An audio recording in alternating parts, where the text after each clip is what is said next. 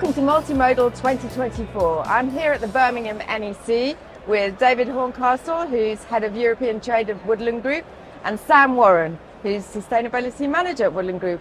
Welcome. Thank you. Hi.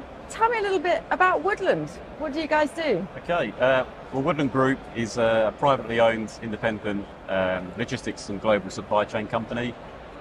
We've been in existence for 36 years. Okay.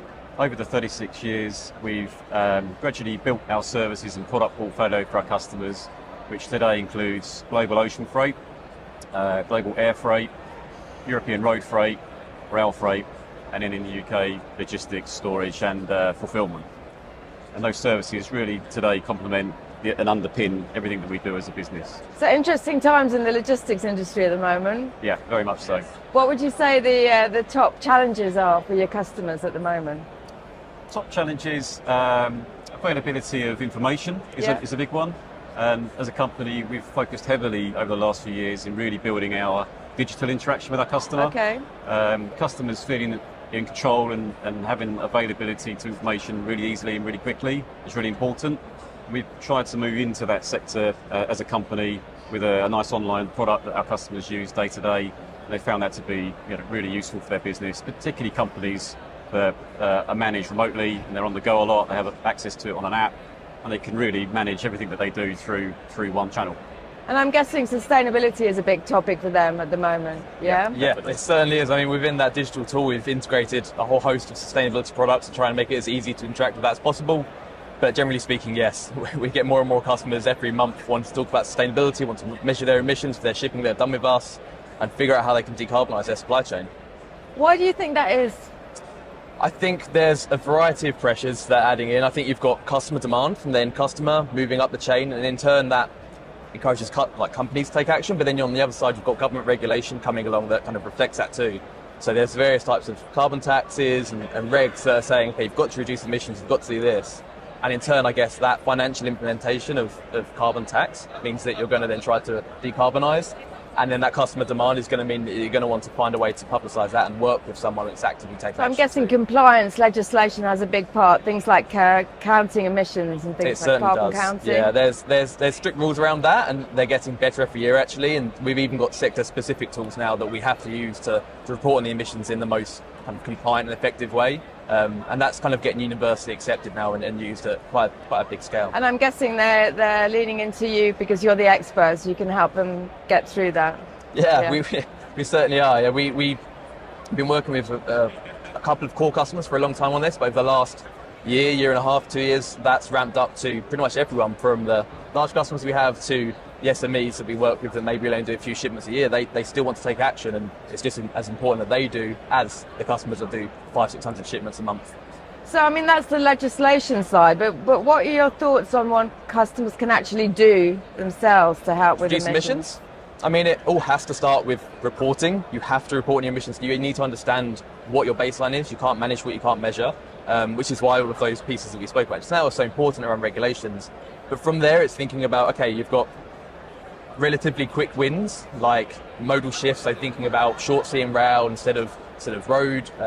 Obviously you've got moving from air freight to ocean potentially, or finding a blend of the two, and that's a fairly easy way to take action and can sometimes lead to cost savings too and pretty significant emission reductions.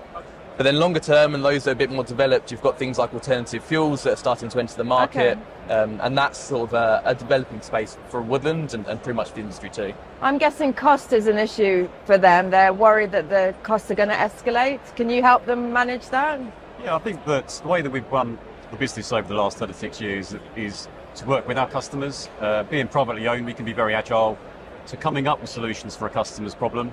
So sustainability is a big one. They don't always know what's available for them in the market. So we can go to them and actually create models with Sam's team where we can strategize some plans for them to say, if you need to reduce your emissions, these are some things that are available in the market today that we could potentially look to use to help you achieve that. Cost comes into it, obviously, but sometimes it can be a cost saving. It's not always a cost increase.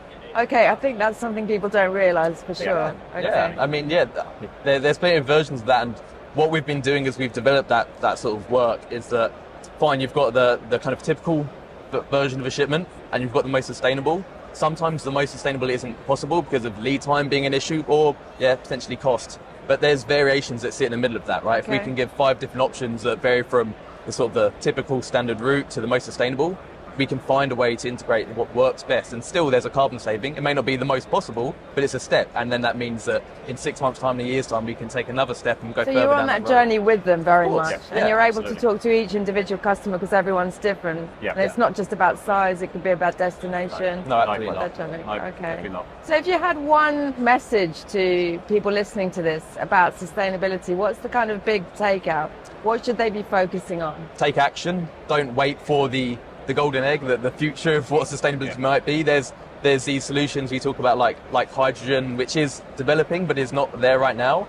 But that doesn't mean we should wait for it to come along.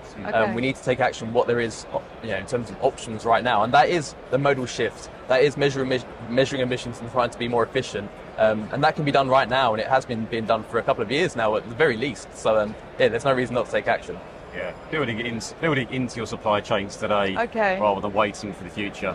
Yes, things innovate and things change and better products come along. But if you're starting to build that already into your supply chain, you're going to be way ahead of the game when some of these regulations do kick in. So it's not an instant fix, it's a journey, and you're on that journey with them. It has to be. Yeah, that's the whole idea of net zero, right? Net zero by 2050, not tomorrow. So let's work on the journey and let's see what we can get to.